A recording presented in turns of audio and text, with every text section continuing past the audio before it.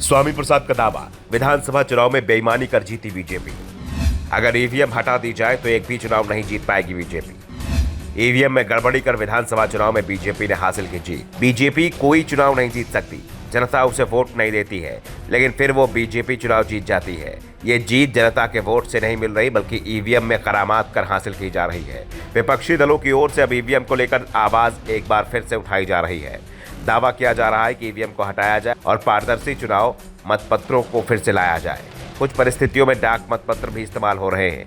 करीब हर विधानसभा क्षेत्र में 1% डाक मतपत्रों का इस्तेमाल हो रहा है और इसी पर अब विपक्ष सवाल कर रहा है। विपक्ष का दावा है कि डाक मतपत्रों में बीजेपी हर चुनाव हार रही है, लेकिन जैसे ही ईवीएम में गिनती शुरू होती है परिणाम बदल जाता है। बीजेपी हारी बाजी जीतना शुरू कर देती है और इसी को लेकर सपा के राष्ट्रीय महासचिव स्वामी प्रसाद मौर्य ने भी बड़ा आरोप लगाया है।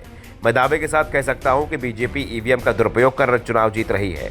ये जीत प्रधानमंत्री मोदी या मोदी के करिश्मे की नहीं है, बल्कि ईवीएम के दुरुपयोग की है। अगर ईवीएम का दुरुपयोग नहीं हुआ होता तो 2022 के विधानसभा चुनाव में ही उत्तर प्रदेश से बीजेपी का सुपड़ा साफ हो गया होता।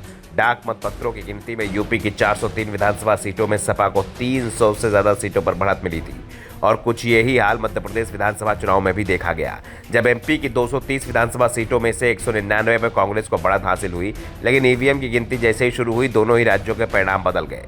दिग्विजय सिंह ने यहां तक कह दिया था कि ईवीएम की गिनती के बाद लगा था कि कांग्रेस एमपी में बीजेपी का सुपड़ा साफ करने जा रही है, क्योंकि इससे पहले जब भी कांग्रेस को इस तरह की बढ़त मिली उसने विपक्ष का सुपड़ा साफ कर दिया था। लेकिन एमपी चुनाव में मतपत्रों में बड़ी जीत हासिल करने के बाद भी कांग्रेस चुनाव हार गई। अब स्वामी प्रसाद मौर्य ने भी ईवीएम पर सवाल उठाकर साफ कर दिया है कि अगर ईवीएम की जगह मतपत्रों से वोटिंग हो तो लोकसभा चुनाव में बीजेपी को 100 सीट भी नहीं मिलेंगी। वैसे मौर्य ने सिर्फ ईवीएम को लेकर बड़े दावे नहीं किए हैं, बल्कि उन्होंने सनातन को लेकर भी एक बार फिर बड़ा बयान दिया है। मौर्य ने कहा कि सनातन धर्म का ढोल पीटने वाले लोग सनातन शब्द का अर्थ ही नहीं समझते। सनातन धर्म भगवान बुद्ध के मुंह से निकला हुआ शब्द है।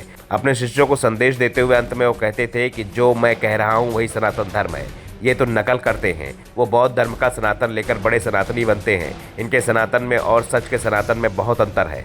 सच का सनातन जो आदि काल में था, आज भी है और आगे भी रहेगा।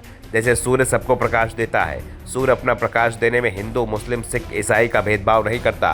वह ब्राह्मण, क्षत्रिय, वैश्य और शूद्र में भेदभाव नहीं करता। इसी प्रकार हवा, पानी, अग्नि सबको समान रूप से अपनी शक्ति प्रदान करते हैं। ये सनातन है। स्वामी प्रसाद मौर्य ने ईवीएम और सनातन के मुद्दे पर बीजेपी पर बड़े आरोप लगाए हैं और यह साफ है कि बीजेपी की ओर से इस पर पलटवार जरूर आएगा।